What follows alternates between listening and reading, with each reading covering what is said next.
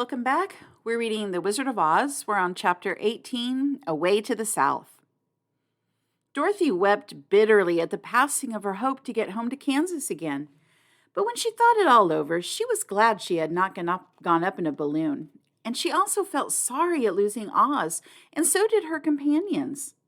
The Tin Woodman came to her and said, "Truly, I should be ungrateful if I failed to mourn for the man who gave me my lovely heart.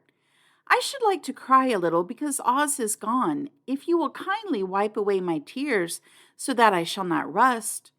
"With pleasure," she answered, and brought a towel at once.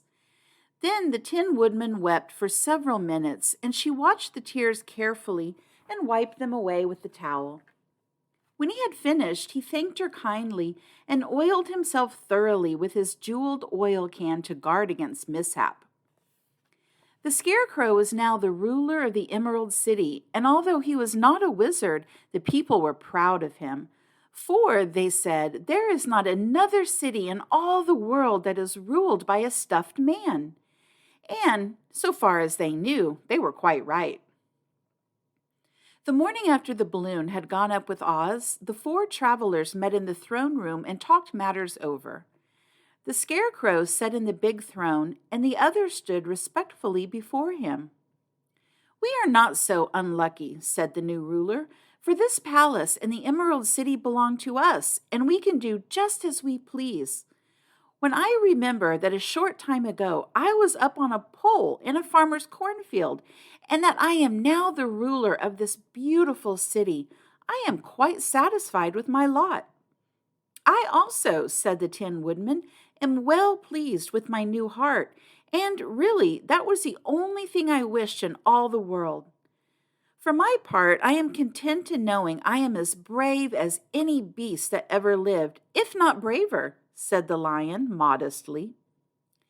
"If Dorothy would only be contented to live in the Emerald City," continued the Scarecrow, "we might all be happy together." "But I don't want to live here," cried Dorothy. "I want to go to Kansas and live with Aunt Em and Uncle Henry." "Well, then, what can be done?" inquired the Woodman. The Scarecrow decided to think, and he thought so hard that the pins and needles began to stick out of his brains. Finally, he said, "Why not call the winged monkeys and ask them to carry you over the desert?" "I never thought of that," said Dorothy joyfully. "It's just the thing. I'll go at once for the golden cap."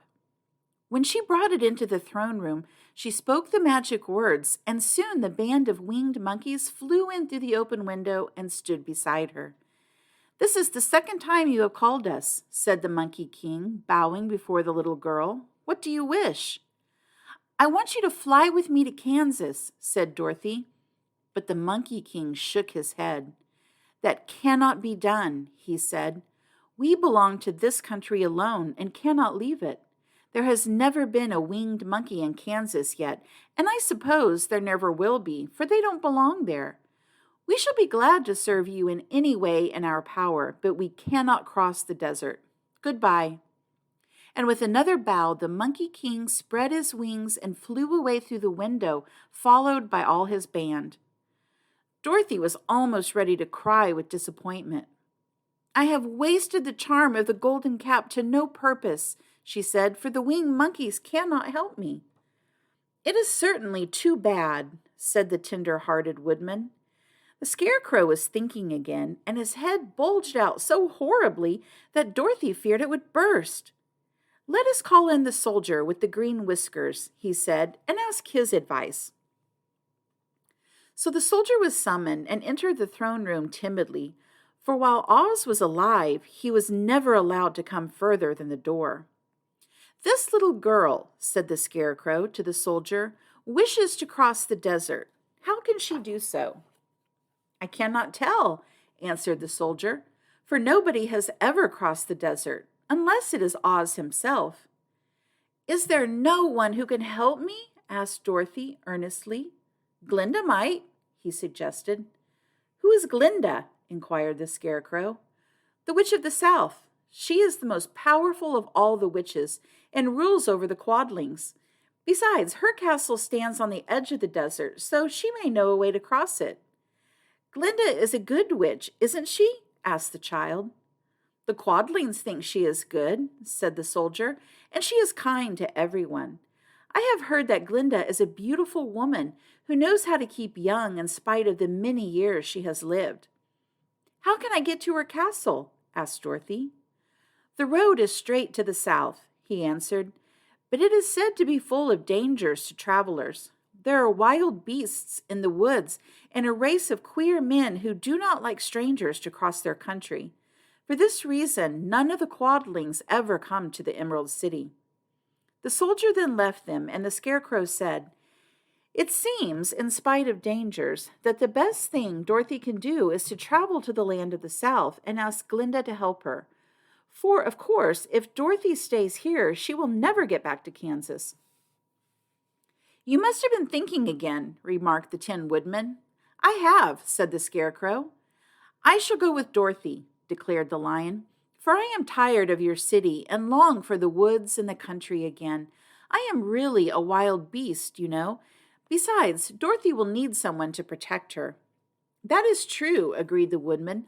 My axe may be of service to her, so I also will go with her to the land of the South. When shall we start? Asked the Scarecrow. Are you going? They asked in surprise. Certainly. If it wasn't for Dorothy, I should never have had brains. She lifted me from the pole in the cornfield and brought me to the Emerald City. So my good luck is all due to her, and I shall never leave her until she starts back to Kansas for good and all. Thank you, said Dorothy gratefully. You are all very kind to me, but I should like to start as soon as possible. We shall go tomorrow morning, returned the Scarecrow. So now let us all get ready, for it will be a long journey. Chapter 19, Attacked by the Fighting Trees. The next morning, Dorothy kissed the pretty green girl goodbye, and they all shook hands with the soldier with the green whiskers, who had walked with them as far as the gate. When the guardian of the gate saw them, again he wondered greatly that they could leave the beautiful city to go get into new trouble. But he at once unlocked their spectacles, which he put back into the green box, and gave them many good wishes to carry with them. You are now our ruler, he said to the Scarecrow, so you must come back to us as soon as possible. I certainly shall if I am able, the Scarecrow replied. But I must help Dorothy to get home first. As Dorothy bade the good-natured guardian a last farewell, she said, I have been very kindly treated in your lovely city, and everyone has been good to me. I cannot tell you how grateful I am. Don't try, my dear, he answered. We should like to keep you with us, but if it is your wish to return to Kansas, I hope you will find a way. He then opened the gate of the outer wall, and they walked forth and started upon their journey. The sun shone brightly as our friends turned their faces toward the land of the South. They were all in the best of spirits and laughed and chatted together. Dorothy was once more filled with the hope of getting home, and the Scarecrow and the Tin Woodman were glad to be of use to her. As for the Lion, he sniffed the fresh air with delight and whisked his tail from side to side in pure joy at being in the country again, while Toto ran around them and chased the moths and butterflies, barking merrily all the time. City life does not agree with me at all, remarked the Lion, as they walked along at a brisk pace. I have lost much flesh since I lived there, and now I am anxious for a chance to show the other beasts how courageous I have grown. They now turned and took a last look at the Emerald City. All they could see was a mass of towers and steeples behind the green walls, and high up above everything the spires and dome of the Palace of Oz. Oz was not such a bad wizard after all, said the Tin Woodman, as he felt his heart rattling around in his breast. He knew how to give me brains, and very good brains, too, said the Scarecrow. If Oz had taken a dose of the same courage he gave me, added the Lion, he would have been a brave man. Dorothy said nothing. Oz had not kept the promise he made her, but he had done his best, so she forgave him. As he said, he was a good man, even if he was a bad wizard.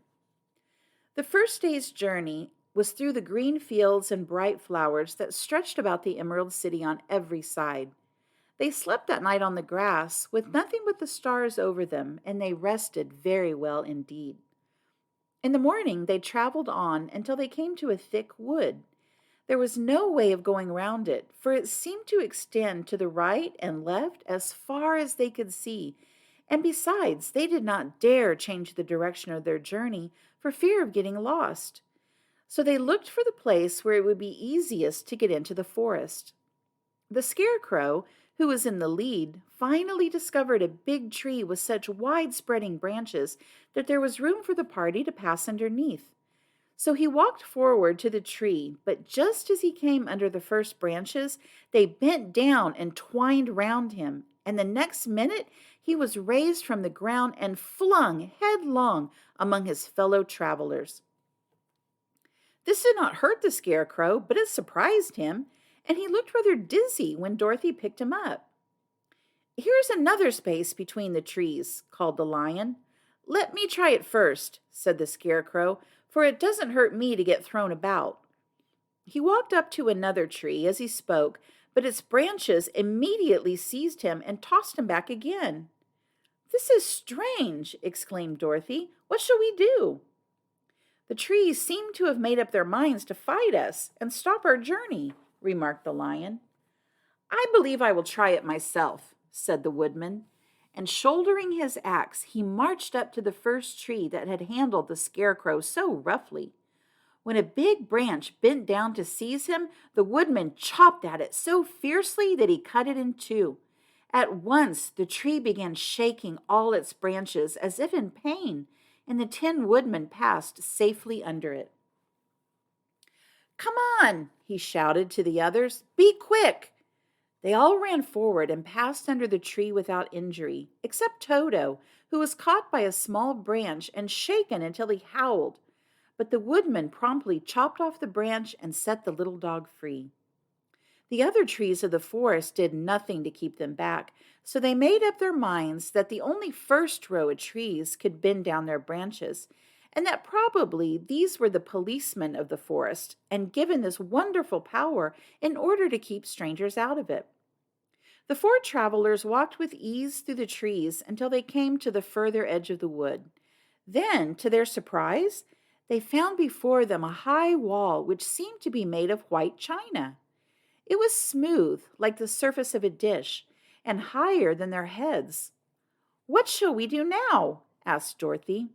"I will make a ladder," said the Tin Woodman, "for we certainly must climb over the wall." All right, that is the end of that chapter. Join me soon for chapter 20, The Dainty China Country. Thanks so much for joining me, everyone, and please don't forget to subscribe to my channel. See you next time. Bye.